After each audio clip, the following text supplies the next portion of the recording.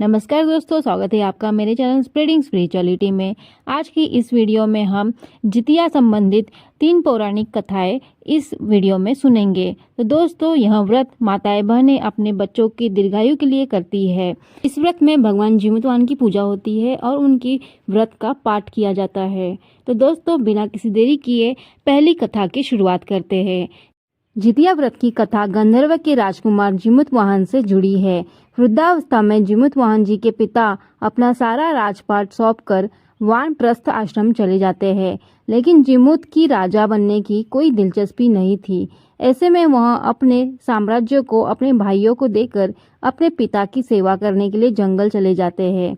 जंगल में मलयवती नाम की एक राजकन्या से उनका विवाह हो जाता है। एक दिन जंगल में जीमूतवाहन को एक बूढ़ी महिला रोती नजर आती है।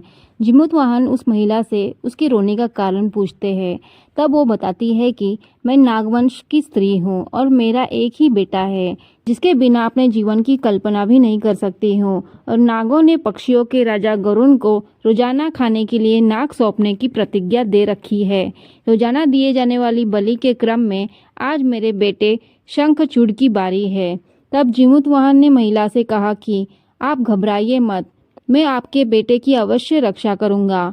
आज उसकी जगह पैर पे मैं खुद की बलि देने जाऊंगा। इसके बाद जीमूतवाहन ने शंखचूड़ से लाल कपड़ा लिया और बलि देने के लिए शिला पर लेट गए। इसके बाद जब गरुण आए तो वो लाल ढके कपड़े में जीमूतवाहन को दबाकर पहाड़ की ऊंचाई पर ले गए। अपनी चोट से दबे जीव को रोता देखकर गरुड़ हैरान हो गए। तब गरुड़ ने जीमूतवाहन से पूछा कि आप कौन हैं? जीमूतवाहन ने उन्हें सारी बात बता दी। गरुड़ जीमूतवाहन की बहादुरी से बहुत प्रसन्न हुए और तब उन्होंने उन्हें जीवन दान तो दिया ही, साथ ही आगे से नागों की बलि ना लेने की भी प्रतिज्ञा ली। कहते हैं कि इसी के बाद बेटे की रक्षा के लिए जीमूतवाहन की पूजा करने की परंपरा शुरू हो गई। दोस्तों, अब दूसरी कथा सुनेंगे। एक समय की बात है, एक चील और मादा लोमड़ी नर्मदा नदी के पास जंगल में रहा करते थे। दोनों ने वहां कुछ महिलाओं को व्रत पूजन करते देखा और खुद भी यह व्रत करने का संकल्प ले लिया। इस उपवास के दौरान लोमड़ी भूख से बेहोश हो गई। तब उसे चुपके से भोजन कर लिया। दूसरी ओर चील ने विधि विधान से इस व्रत को पूरा किया। परिणाम स्वरूप लोमड़ी के गर्भ से पैदा हुए सभी बच्चे जन्म के कुछ दिन बाद ही खत्म हो गए। तो वहीं चील के संतान को लंबी आयु की प्राप्ति हुई। तो दोस्तों, दूसरी कथा यहाँ पर समाप्त होती है। अब तीसरी कथा की शुरुआत करते हैं। तीसरी कथा। महाभारत युद्ध के समय अपने पिता की हत्या से नाराज हुए अश्वत्थामा ने पांडवों से बदला लेने की सोची। गुस्से में वह पांडवों के शिविर में घुस गए, जहां उस वक्त 5 लोग सो रहे थे। अश्वत्थामा को लगा कि यह 5 पांडव है और उन्होंने सोते हुए उन्हें मार डाला, लेकिन असल में वह 5 पांडव नहीं बल्कि द्रौपदी के 5 संतानें थीं। जब अर्जुन को ये बात पता चली तो उन्होंने अश्वत्थामा को बंदी बनाकर उनकी दिव्य मणि छीन ली। इसके बाद अश्वत्थामा का गुस्सा और भी ज़्यादा बढ़ गया।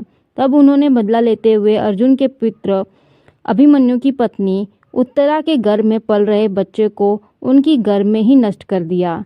लेकिन भगवान श्री कृष्ण ने अपने पुण्य का फल उत्तरा की मृत संतान को देकर उसे फिर जीवित कर दिया। इस तरह मरकर पुनः जीवित होने की वजह से इस बच्चे का जीवित पुत्री का नाम रखा गया। कहते हैं उसी समय से बच्चों की सलामती के लिए यह व्रत किया जाता है। दोस्तों, यहाँ पर जितिया व्रत से संबंधित 3 पौराणिक कथाएं समाप्त होती है। वीडियो में दी गई जानकारी और वीडियो आपको अच्छी लगी हो तो लाइक जरूर करिए।